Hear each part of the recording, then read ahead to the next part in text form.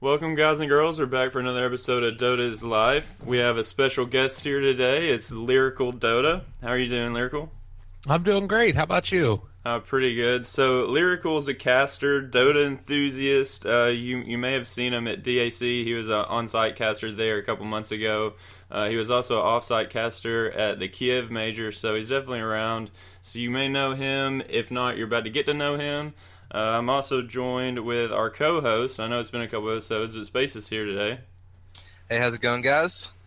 So, we're going to start it off with kind of a get-to-know Lyrical, and then we'll kind of delve into some more Dota-ish topics. So, I think we're actually going to let Space take over most of the cast here. I think it's just time for him to do his part. No, I'm just kidding. All right. So, awesome. Well, thanks for coming on today, Lyrical. Yeah, no problem. Happy to be here.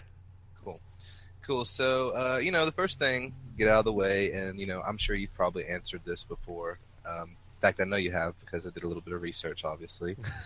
But how did you first get into Dota? I first got into Dota a couple of years ago. I was a chef in a restaurant, and I kind of wanted an escape from the hell that is working in a kitchen. And so I convinced my wife to let me buy a pretty cheapo laptop. I got it from Walmart for about like $300 or something.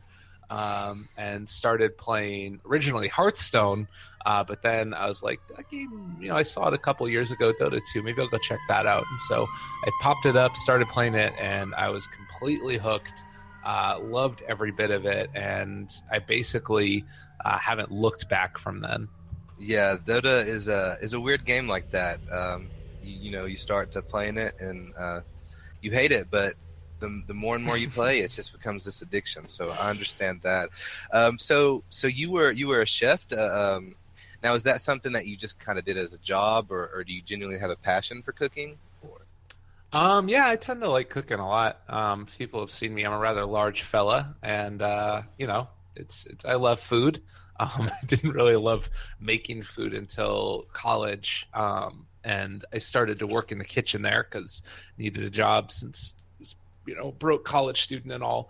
And so I ended up working in the kitchen, and they kind of taught me a bunch of stuff, and I ended up getting my degree in econ and math, which I didn't use at all when I started working in the kitchen, but I just figured, I like the kitchen. I'll try it out, see where it takes me. And that's kind of the way that it goes sometimes, I feel like.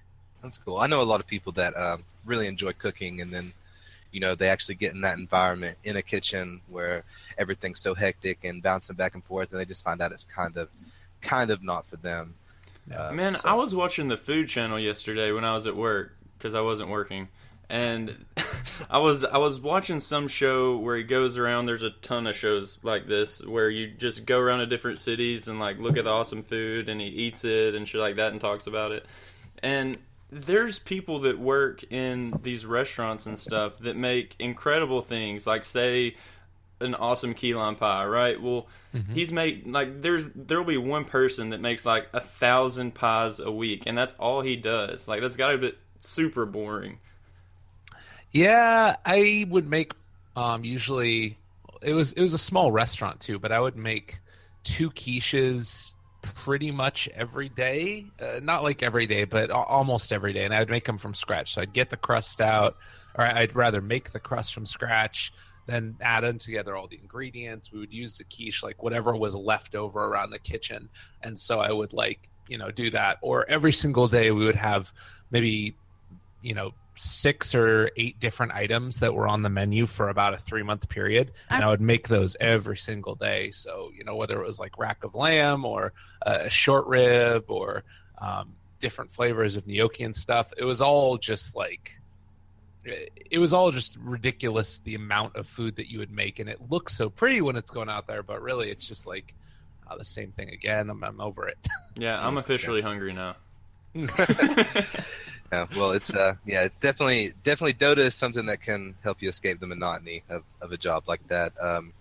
So when you first started playing Dota, did it come pretty easily to you? Were you able to pick up on a lot of the smaller nuances, or was there any kind of guide you looked up when you first started playing? I know for me, I the Purge, Welcome to Dota, You Suck was big for me.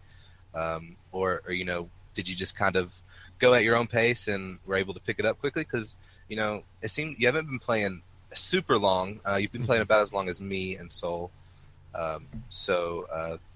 And it took us about, I would say, a year before we were comfortable playing and understood. Yeah, I certainly didn't get comfortable. Well, it was a little bit weird. On certain heroes, I'd feel more comfortable than others. I started playing StarCraft 2 when I was really young, or StarCraft when I was really young, rather. And then I transitioned into StarCraft 2 when that came out. And so I had a lot of experience controlling heroes in an RTS-like view. Like, I was very familiar with that style of play. When I first got into it, I didn't actually look up that many guides. I was like passingly aware of the Purge stuff, but really the main thing that I did was I figured I'll just play it. I want to get involved in it that way, and so I tended to do. I started just doing the All Hero Challenge, and that's what I first started with. And so I played the whole All Hero Challenge through, and before I would play a game, I would just go to Dota Cinema and look up the hero intros. I wouldn't even look up the guides necessarily. I'd just look up, all right, what does this hero do? What are his different spells? And then I would play that entire thing through. And it was kind of a little bit of a bad decision because I also started my ranked doing that. And so my 10 placement matches that came out of ranked, I played them all Tusk and lost all of them because I didn't understand how his snowball worked. Oh, God. And so that's a hard mechanic. It was a weird one. I just couldn't get it. And like Sand King also, I was like, all right, Epicenter, and then I would just like blink burrow, but I wouldn't do anything. And so it took me like so many of those ranked games playing heroes that I had never played before. And so I calibrated at 1100 MMR. And then after I began to learn the like ins and outs of all of those heroes, I ended up going up around like 2000 MMR really, really quickly, and I've kind of been around that mark for a little while. Sounds a lot like Soul. That's kind of what he's been at. Well, I think me and you both calibrated like 11 or 1200. Yeah, and we kind of had the same issue. I think our issue was in the old client, they had those experience trophies you could use where you'd get extra experience, and for some reason ours like glitched, and instead of just having it for a weekend, we had it for forever, for like a month. Yeah. And so we calibrated way too early, but that tends to be what most people say is they calibrate way too early. I mean, you play about 100 games of Dota, you're kind of ready to see what everybody thinks of you, and then you get that rank and you're just like, well, damn. Yeah, so what is your MMR right now? Right now, I think I'm at 3,200, right around there. At one point, I went up to like 3,800, but I stopped playing as much as I was at that point, and it's sort of weird. Like I go in these sprees. Well, I'll have like a month where I don't play at all because there's so much casting going on, and then I'll come back and I'll play only Dota for like a month, and then I'll go up like 400 MMR, and then I'll drop another 400 MMR, and then I'll go up another 400. So it kind of is chaotic like that. I kind of wish I had more time just to grind. Yeah, that's totally me as well. I mean, I'm trying to grind right now to get to 4K, and it's rough, man. It's really rough. I actually played a game before this. That's why I asked you to wait 15 minutes, because I didn't know if the game would last too long. Justin was like, man, you're playing a game? I swear, I'm going to laugh if you have to abandon when Lyrical gets here. I'm glad you didn't have to then. Did you win? No, we didn't. And it was actually done way early, but it is what it is. No. Yeah, So I read in another interview that you did that you kind of got in an in-house league, and that was kind of your introduction to casting at one point. Could you tell us a little bit about that? Yeah, I was doing what you normally do. I was playing Dota. At the time, I didn't even actually have, and until much later, I didn't have a desk chair or a computer table or anything like that. I would play on my floor on like coffee table back up against the couch because it was the only spot that had like a nice little setup for where my arms would be. I know that. I know that one. We've both done that. Yeah.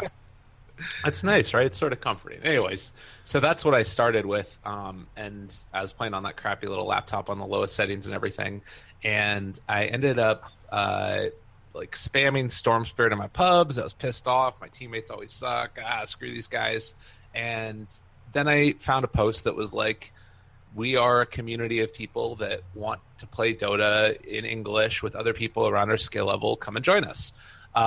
And they ended up, being a really cool group of guys and gals. I think the group ended up growing to almost like 900 people or something crazy like that. It was one of the biggest Dota 2 groups, in-house leagues, I think, at the time. And only a few people, really knew about it. It wasn't that well publicized, but we ended up going into it, and we would just play games all night long. Like, I'd get off work, I'd go back home, and there would be like 4 or 5 different in-house games going on at once, and I would play in them, and it was so much fun because you're in captain's mode. People aren't being assholes. It's a little bit less pressure because it's not ranked. And you kind of develop these relationships with people where, all right, I tend to be a support player. You tend to be a core player. Oh, this guy's really well known now for his Slark, or this guy's really well known for his Ember Spirit. You can't give him that. And then it creates this like bonding around a game that's more built around having fun than it is about necessarily trying to win every match. And that's something that I feel like Dota could use so much more so. And then I heard one person casting my games. It's a guy who's still on my friends list. His name's Nothing Matters on Dota. And I was like, this guy's casting my game. I want to do that for some of these other people. And it just kind of grew and grew from there. Yeah, that's awesome. I actually, after 3.5 years of playing, just started in a league last fall, and I played the last 2 seasons of it. And I definitely understand what you're saying. I've actually got a pretty good group of friends on Dota, whereas before I would only play with Soul, which is nothing wrong with that. But it is fun, especially Captain's Mode, because that's a completely new, different way to look at the game when you're on, instead of just playing ranked or solo queue. So I definitely understand that. It's definitely in-house leagues are something I hope comes back more. It seems like it kind of went by the wayside whenever Reborn came out. But it sounds awesome. Like I would like to be in a league, but I feel like I don't know, man. I just love grinding solo. Like I never play with anyone. Like he said, he used to only play with me. I still only play with him. I think we've actually played. I looked the other day. We've played over 450 games together.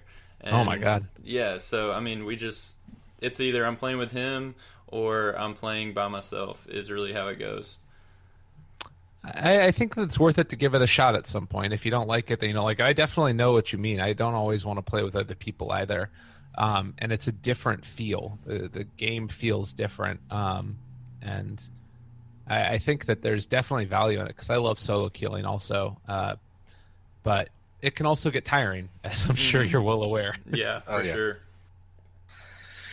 Oh, yeah. So you just started casting games, and eventually BTS noticed you. Who ended up first making that call, to say, hey, you want to come cast on a professional level? Well, actually, it was before BTS. Oh, was it? Okay. Yeah, I was doing the games. I was grinding them out. I kept uploading them to YouTube. I think I had a couple hundred games uploaded or casted before I even started uploading them to YouTube just for funsies. And then I got in touch with like the Join Dota people for the Join Dota League, and I was casting their games. I got in touch with IX Mike, and he let me cast FPL games that was going on at that point, which is another league that's kind of gone by the wayside. And then I saw this group of people called Hefla TV, which was an amateur Dota, well, not really amateur, it was a professional Dota 2 casting studio, but it was like not very well known, and they would do tier 2 tournaments, and they would do qualifiers for tier 1 tournaments. And I got in touch with them and said I'd like to be a caster, and they